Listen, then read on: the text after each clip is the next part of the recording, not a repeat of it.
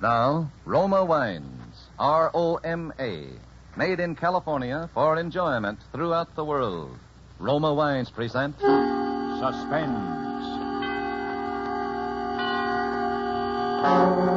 Tonight, Roma Wines bring Selznick star Mr. Joseph Cotton in Crime Without Passion by Ben Hecht, a suspense play produced, edited, and directed for Roma Wines by William Spear.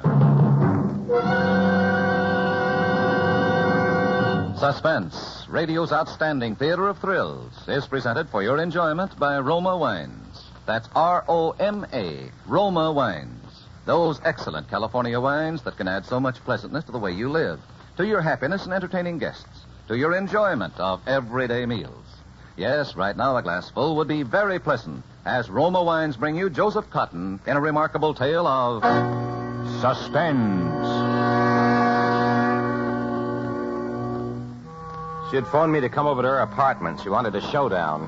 Well, I wanted a showdown, too, and so I went over to her apartment. And after all the time I've given you. Well, everybody thinks we're engaged to be married.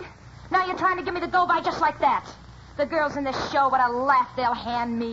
Who do you think you are, anyway? Now, calm and watch your temper. To think I've been such a fool. Earl Wilson and everybody, won't they give me the razz in their column? Mm-hmm. And the rest of the bunch around the El Bravo. Well, when they get through with me, I'll probably lose my lead in the Bird of Paradise.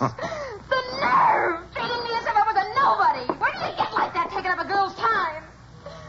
She was a dancer at the El Bravo Club.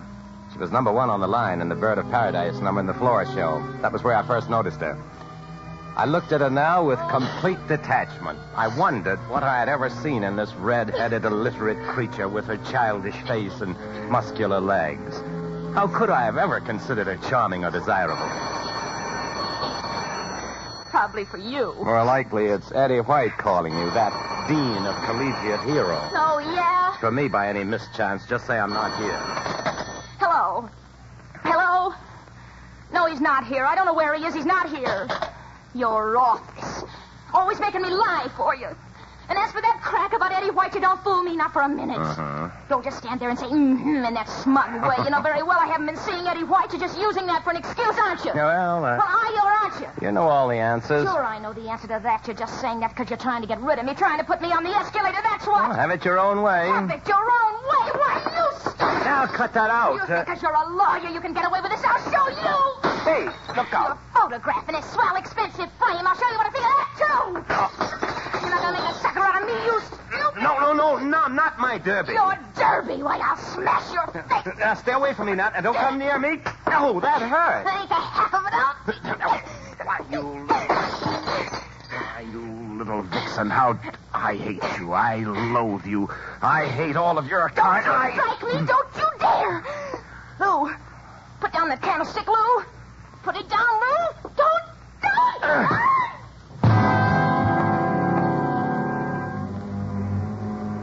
I was suddenly aware of a large brass candlestick in my hand, and on the floor lay Carmen Brown. I leaned over her. Her skull cracked and blood was running from it. Her eyes were closed. I listened. No heartbeat. I was suddenly overwhelmed with the thought that I had committed a murder.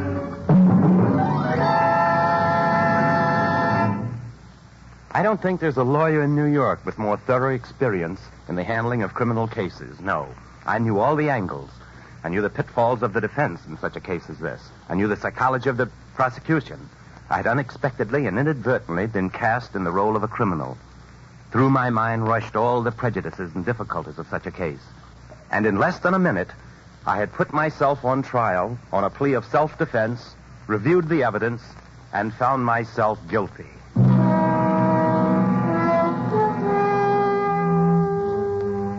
It's a curious thing.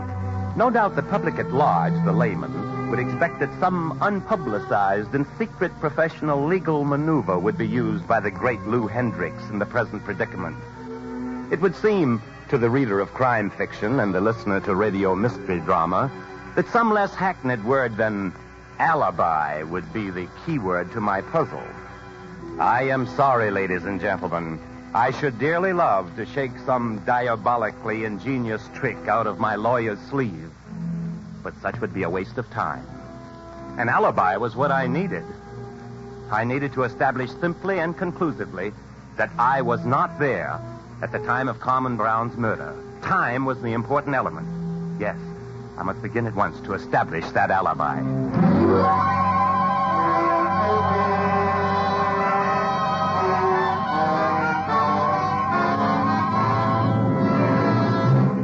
For Suspense, Roma Wines are bringing you Joseph Cotton in Crime Without Passion by Ben Hecht. Roma Wines' presentation tonight in radio's outstanding theater of thrills, Suspense.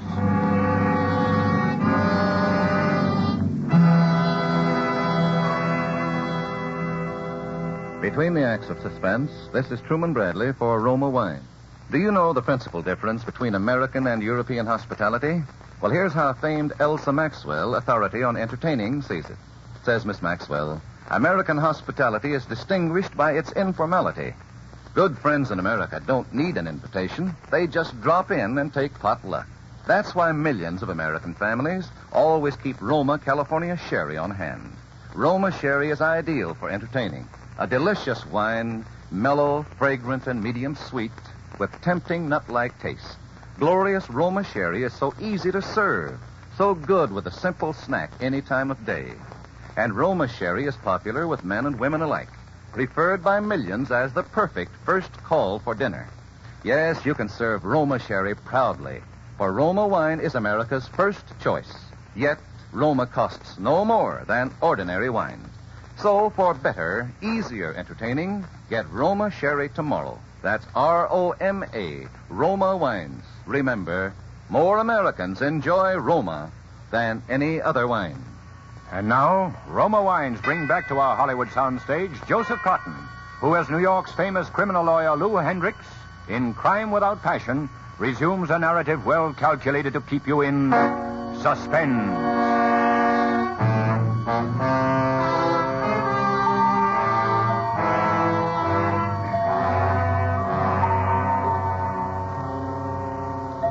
I leaned over and glanced at the watch on Carmen's wrist.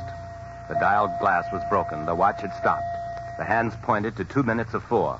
The clock on the desk had just struck 4. The telephone. I let it ring. Had to. Of course, the phone made it impossible to establish an alibi by setting the time forward. Other phone calls might come in before 5 o'clock. Someone, perhaps a maid, might even come to the apartment in person. Through my mind rushed the courtroom scene in which my case would be tried. The prosecuting attorney wouldn't miss that. At 3:50, Carmen Brown was alive, as witness the fact that she answered a phone call which came through the switchboard to her apartment at that time. At 2 minutes after 4, just 12 minutes later, a phone call came through that same switchboard which she failed to answer. Why, gentlemen of the jury? No. What I needed was an alibi for the hour preceding 4 o'clock, the time at which her watch had stopped. I must provide not only an alibi for myself, but also fortify it with evidence, tending to prove that someone other than myself had done the deed. But how? Fingerprints? They told a graphic story. A story that would reveal that Carmen had been in a rage demanding something of the killer. This would point directly to me, since I was known to have been her admirer and steady caller at her apartment. But if I could make it appear as though the assailant was demanding something of her, he was in a jealous rage, had smashed the articles, including the framed photograph of Lou Hendricks, and had concluded with the killing of Carmen. I wiped the fingerprints carefully from the articles in question with my silk handkerchief. And again, I imagined myself on trial in the courtroom, this time with my defense counsel addressing the jury. Ladies and gentlemen of the jury, Carmen Brown had undoubtedly been attacked by some other shooter who was obviously jealous of the defendant, Lou Hendricks. As witness, the destroyed photograph of the latter. You will also note her assailant was crafty enough to remove all fingerprints. So far, it was good. I had set the scene. I was ready to leave the apartment. But wait, I just remembered. A gun was in Carmen's desk only a few feet from where she now lay. They would wonder why she hadn't defended herself with it. The prosecuting attorney wouldn't miss that. Oh, no. He'd point an accusing finger at me. And yet, Carmen Brown did not reach for this weapon with which she could have defended herself. Why? Was it because the assailant was someone familiar with her? Someone against whom she had no thought of arming herself? Or perhaps because the assailant was familiar with the premises and knew where the gun was and prevented her from reaching it. I took the gun and slipped it into my coat pocket. I would dispose of it later. I took every precaution to make sure that no one saw me as I left the building. My trained legal mind warned me against a surprise witness, which in so many court cases was dramatically brought forth by the prosecutor to confound the guilty. I remembered grimly how some of my best cases had tumbled by the appearance in court of some aimless stray human, someone who happened to have seen the defendant during his presupposed alibi. The prosecutor would have a gleam in his eye questioning such a witness in the courtroom. And you say you saw the defendant, Lou Hendricks, leaving the apartment building shortly after the time of the murder? This must not happen.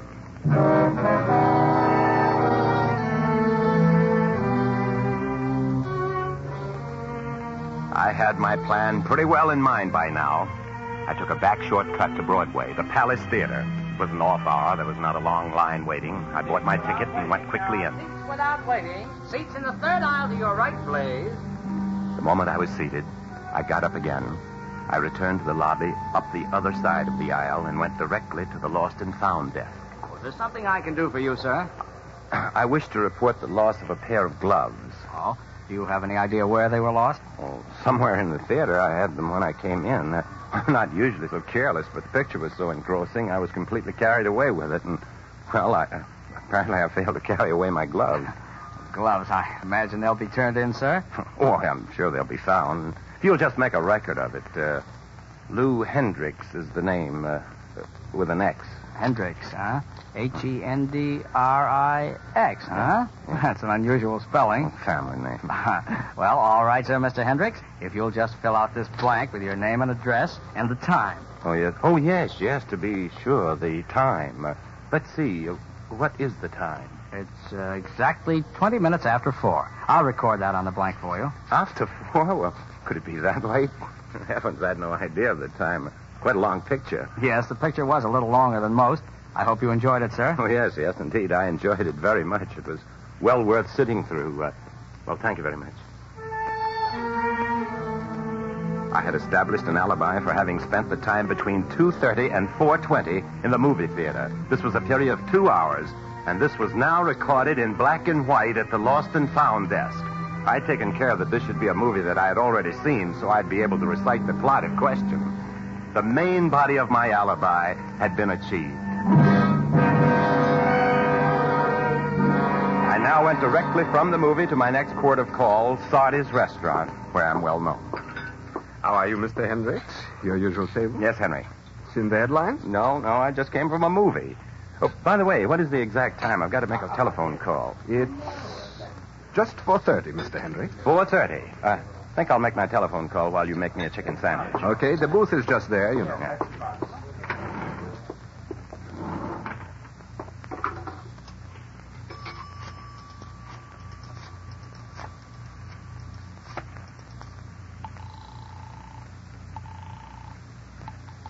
Hendricks, Brown, Walsh, and Healy. Mr. Healy, please. This is Mr. Hendricks. Oh, certainly, Mr. Hendricks. One moment. Hello? Hello, Tom. This is Hendricks. I've been trying to locate you all afternoon. Oh, what for? Oh, several things came up that needed your attention. Oh, not so hard to locate. Where'd you try? I tried everywhere I could think of, even Carmen Brown's apartment. Yeah? Did you talk to her? Sure, I was trying to find out if she knew where you were. What time was that? Oh, about 3:50. Well, how did she seem when you asked if I were there? Well, I don't know. Why? Well, try and think. I'd like to know. Well, come to think of it, she struck me as a little curt or upset about something. Upset, eh? Listen, I don't want you to call me at that number anymore, understand? Oh, well, sure, if you say so. I'm all washed up at that telephone number. Understand what I mean? In the future, that number is out. Any other calls? No. Okay.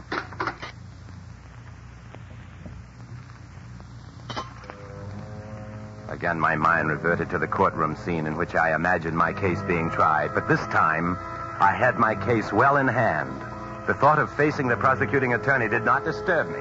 The thought of that little bout between the two attorneys even amused me. So, Mr. Hendricks told you that you needn't try to reach him at Miss Brown's apartment anymore, eh? Ladies and gentlemen of the jury, when the defendant made this statement to his trusted friend and law partner, he had undoubtedly good reason to believe there was another man in Carmen Brown's life. I had forged another link in the chain of evidence pointing to my innocence. Everything was working out in favor of a perfect alibi for my defense. Everything was going fine. I was beginning to enjoy the case very much.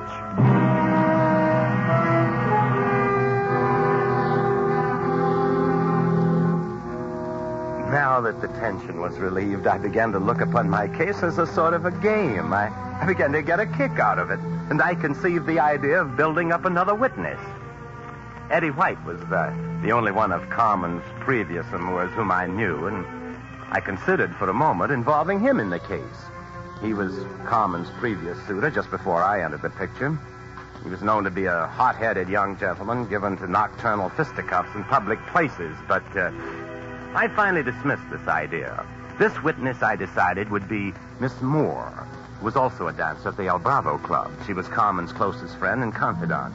I telephoned Miss Moore and requested her to join me at the restaurant. She came right over. You see before you, Miss Moore, a man suffering from the perfidy of one whom he has loved and trusted. Would you mind saying that again in plain English? Well, to put it more simply, I think Carmen has been two-timing me. Miss Moore, I'm consumed with jealousy. I must know the truth, and you're the only one who can tell me. I don't get you, Mr. Hendricks. Miss Moore, I'm going out of my mind with the brooding and uncertainty of this thing. Oh, that's terrible, Mr. Hendricks. My law practice is suffering. I'll wind up by losing all my money. Oh, you mustn't do that, Mr. Hendricks. You know something? No. What is it? Oh, honest, Mr. Hendricks, I wouldn't tell this to another soul. You know Carmen's my best girlfriend. Oh, yeah. But you're such a swell guy. Well, I think you should know. But to tell you the truth, I don't think Carmen appreciates you. That's what. Miss Moore, if there is another man, someone Carmen really loves, I'd force myself to step aside. It's her happiness. Well, I ain't saying she has. I just say Carmen has got an awful swell head since she got the lead in the Bird of Paradise number. She thinks she's some punkins. And I'm only saying I don't think she appreciates a high-class gentleman like you. Thank you, Miss Moore.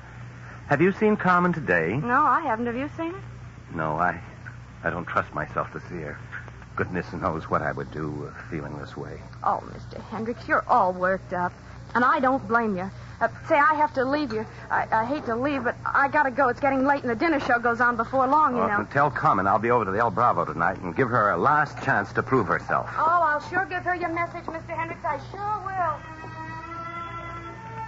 I knew Carmen had not been receiving attentions from another man, but if I could get Miss Moore to testify in court, I could use her to convince the jury that I was jealous of Carmen, but that I loved her and wanted her alive, not dead. This would make my case airtight. I then made another telephone call. This was to Carmen's apartment. Hello? Hello, is Miss Carmen Brown in? I'll ring her apartment.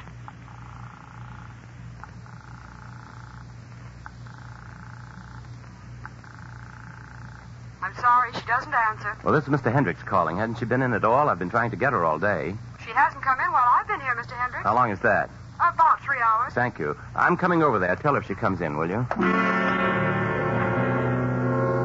This would strengthen my apparent effort to contact Carmen. It was a bold stroke, this, to go back to her house. I approached the switchboard operator. Good afternoon, Mr. Hendricks. Oh, has Miss Brown come in since I called on the phone? I haven't seen her. I'll ring her apartment again.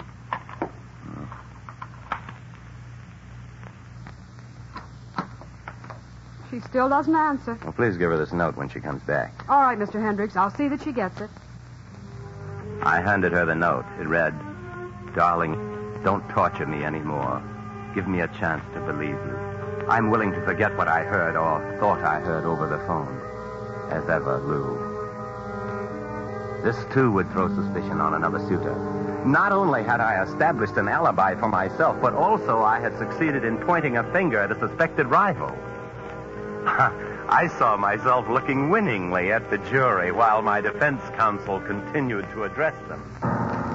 Ladies and gentlemen of the jury, if the defendant Lou Hendricks had known Carmen Brown lay dead in her apartment, would he have written such a note? The testimony reveals, ladies and gentlemen of the jury, that the defendant strongly suspected that Carmen Brown was receiving... But he did not know that this very afternoon, this creature had entered her apartment, struck her down, and killed her, while the defendant was still trying to seek her out and forgive her. My alibi was now complete.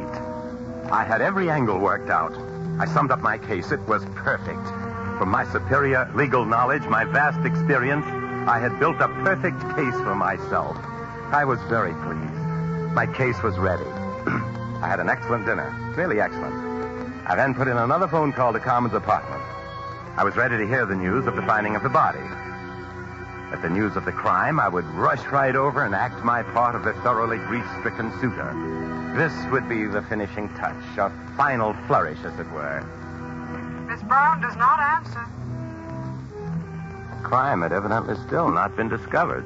I decided the best course would be to go to the El Bravo Club. I was well known there. I'd order coffee and dessert and wait there until Carmen's absence was noticed and her murder discovered.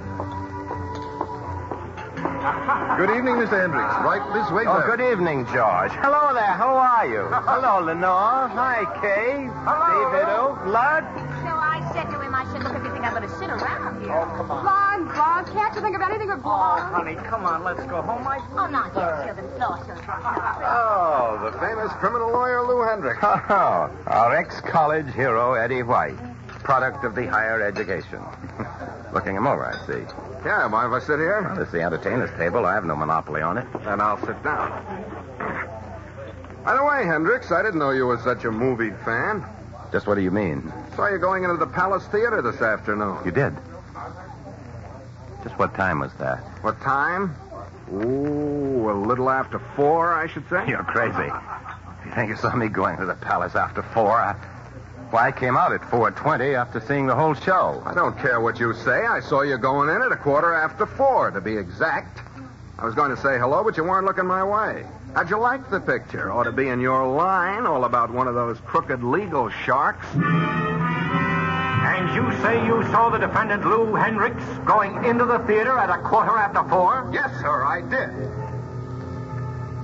The surprise witness that I had been so carefully guarding against. Here he was, sitting opposite me in the person of all people, Eddie White. In a flash, I could see all the evidence I had planted turning against me. The prosecution would take it apart piece by piece. The all too obvious false mechanism of my alibi. There was no alibi. I had no case.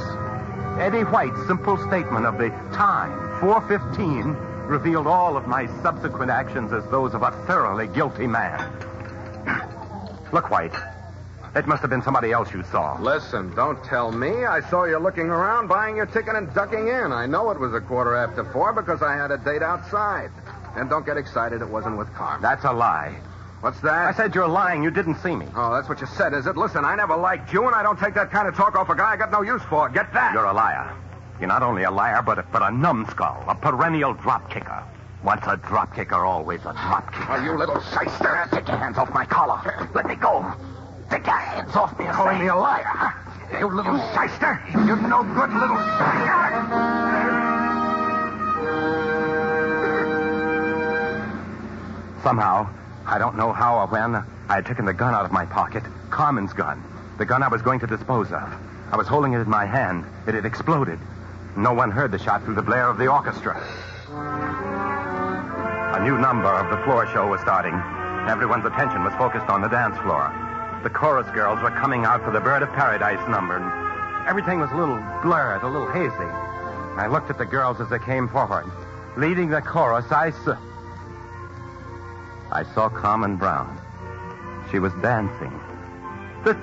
This could not be. I grew sick. I shut my eyes, and I opened them again. It was no hallucination. It was Carmen. Under her ear, at the back of her head, I saw strips of court plaster. And I knew then what had happened. I'd left her apartment without taking a second look at her. Evidently, the blow had merely knocked her out. She must have regained consciousness and called for a doctor. It was as simple as that. She was alive now and dancing.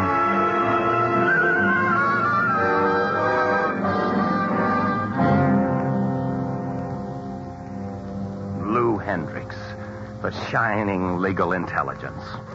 I had built a perfect alibi to exonerate myself of a murder which had never occurred. While across the table, slumped in a chair opposite me, was the body of a man for whose murder I had no defense. Every step of my carefully built alibi, my perfect case, would help to convict me of the killing of Eddie White. This time I had no alibi. This time there was no possible defense. This time when the judge asked the foreman if they'd reached a decision, there could be only one reply. Yes, Your Honor, we have. We find the defendant guilty of murder in the first degree.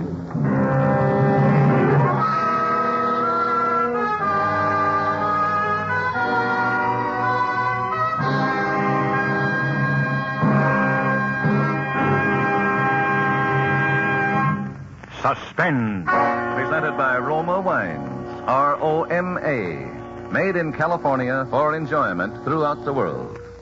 Before we hear again from Joseph Cotton, the star of Crime Without Passion, tonight's suspense play, this is Truman Bradley for Roma Wines. One of the finest cooks I know recently told me her secret for winning praises. She said she cooks no better than her friends, uses about the same recipes, but her dinners win more compliments. Actually taste better, because she regularly serves Roma wine with meals. Yes, Roma wine does make food taste better. For proof, tomorrow night, savor the tempting taste harmony of red Roma California Burgundy and a good thick hamburger steak, or spaghetti heaped with a spicy meat sauce. Or, if you prefer, try Roma Burgundy with Friday's traditional fish dinner. You'll discover Roma Burgundy adds tantalizing new flavor fullness to every meal. Let red, robust Roma Burgundy win compliments for your meals. Get delicious Roma Burgundy tomorrow. Remember, Roma wine is America's first choice. Yet, Roma costs no more than ordinary wines.